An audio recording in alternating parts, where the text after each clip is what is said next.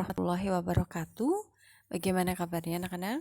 Semoga semuanya tetap dalam keadaan sehat dan tetap semangat dalam menjalankan segala aktivitas. Oke, untuk hari ini kita mulai materi baru. Materi baru ini adalah sekaligus materi terakhir di semester 2. Jadi silakan nanti diperhatikan dengan baik. Nah, di sini kita akan membahas tentang apa? Jadi nanti kita akan membahas mengenai penyajian data. Nah, penyajian data itu nanti di dalam penyajian data itu isinya apa saja? Kita bisa lihat di bagian berikut ini. Nah, jadi nanti di penyajian data kita akan belajar mengenai yang pertama adalah data statistik, kemudian yang kedua adalah tentang penyajian data. Nah, di penyajian data itu sendiri nanti ada beberapa, jadi dia terdiri dari beberapa. Yang pertama adalah penyajian data dalam bentuk tabel, yang kedua adalah penyajian data dalam bentuk diagram. Nah, diagram itu juga punya jenis lagi gitu. Jadi kalau enggak ya, kalau diagram itu ada 3, yaitu diagram batang, kemudian diagram garis, yang terakhir adalah diagram lingkaran. Nah, nanti seperti apa kita akan bahas nanti. Nah, sekarang kita masuk ke yang pertama terlebih dahulu, yaitu mengenai data statistik. Nah, apa sih gitu kan di dalam data statistik itu ada apa saja? Ada beberapa istilah yang harus kalian pahami. Silakan dipahami, tidak usah dihafalkan, tidak apa-apa ya, asal paham saja. Oh, istilah ini artinya ini gitu. Nah, kita akan masuk ke istilah yang pertama, yaitu tentang statistika. Apa sih statistika itu gitu? Statistika itu adalah ilmu yang berhubungan dengan cara-cara pengumpulan, penyusunan, penyajian, dan penganalisisan data, serta cara pengambilan kesimpulan yang logis sehingga dapat diambil keputusan yang akurat. Nah, kemudian istilah selanjutnya itu ada statistik. Nah, jadi beda dengan statistika ya. Statistika sendiri, statistik sendiri. Nah, statistik sendiri itu apa? Jadi statistik itu adalah data informasi atau hasil penerapan algoritma statistika pada suatu data. Nah, kemudian data itu apa sih? Gitu kan. Tadi disebutkan pada suatu data. Nah, data itu apa? Data sendiri itu adalah keseluruhan keterangan informasi atau fakta tentang sesuatu atau permasalahan. Nah, data itu juga merupakan kumpulan dari datum. Datum itu apa? Gitu. Datum itu adalah fakta tunggal.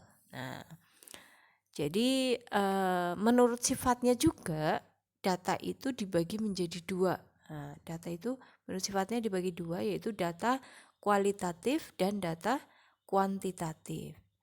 Nah, kemudian nanti ada pengumpulan data. Apa itu pengumpulan data? Pengumpulan data itu kegiatan yang bisa dilakukan dengan wawancara, dengan angket, atau dengan observasi. Nah, itu adalah istilah-istilah mengenai data statistik. Silakan dipahami. Kemudian kita lanjutkan mengenai penyajian data. Nah, dalam penyajian data tadi itu kan disebutkan ada 2 ya, penyajian data bentuk tabel dan penyajian data bentuk diagram. Sekarang kita masuk ke penyajian data dalam bentuk tabel dulu. Nah, langsung ke contoh soal. Nah, di sini ada data seperti itu. Nilai ulangan matematika kelas 7D SMP X adalah sebagai berikut. Nilainya itu ada 4, 5, 7, 8, 9, 10, 7 dan seterusnya gitu kan. Disajikan data dalam bentuk. Nah, sekarang tugas kalian mengubah data yang itu diketahui ke dalam bentuk tabel. Pertanyaannya, kenapa sih harus diubah dalam bentuk tabel? Karena dengan dibentuk tabel itu akan terlihat gitu loh datanya. Jadi data itu akan mudah terbaca. Kalau hanya nilainya itu 4, 5, 7 gitu kan akan mengalami kesulitan membacanya gitu. Kesimpulan yang diperoleh itu gimana sih gitu kan. Nah, kita akan jawab di sini. Jadi nanti di dalam tabel itu akan ada 3 kolom ya. Kolom yang pertama, nah nanti coba perhatikan. Nah, jadi nanti akan ada 3 kolom. Kolom yang pertama isinya adalah nilai, kemudian turus, kemudian frekuensi. Ada 3 kolom ya. Nah, barisnya berapa ya? Tergantung di situ nilainya ada berapa. Di mana kolomnya itu ada berisi nilai, kemudian turus, kemudian frekuensi. Nilai, ya nilainya berapa saja. Nah, kalau di sini, di data sini, itu kan nilainya ada nilai 4, nilai 5, 6, 7, 8, 9, 10 gitu kan ya. Semuanya ada ternyata. Nah, kita tuliskan di sini. 4, 5, 6, 7, 8. Nah, turusnya, turus tuh seperti ini bentuknya, kayak yang di pemilu ya. Nah, ini maaf, ini garisnya ini ke atas, harusnya ke bawah ini. Oke. Untuk turus seperti ini penulisannya. Kalau frekuensi tulis angka seperti biasa gitu ya. Nah, sekarang nilai 4. Nilai 4 di sini ada berapa? Oh, ternyata ada 2. Ini ya, ini dan ini. Nah, berarti tulis di sini 2, 1, 2. Terus ada 2, 5 juga sama, ada 4 ternyata. Ditulis di sini frekuensi 4. Nilai 6 ada 4 juga, tulis di sini 4. Kemudian nilai yang 7 ada berapa? Ada 7 ternyata. Nah, tulis di sini. 8 ada 8. Ini garisnya ke bawah harusnya ya. Dicoretnya di sini ya.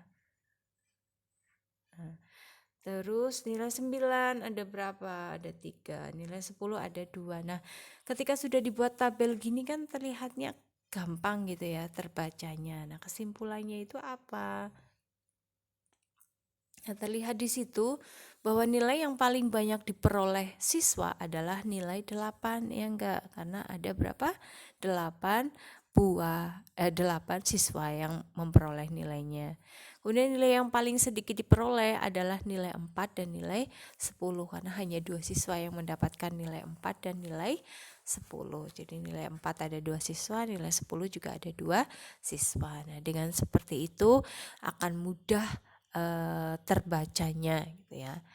Nah, demikianlah adalah cara membuat tabel, cara penyajian data dengan tabel.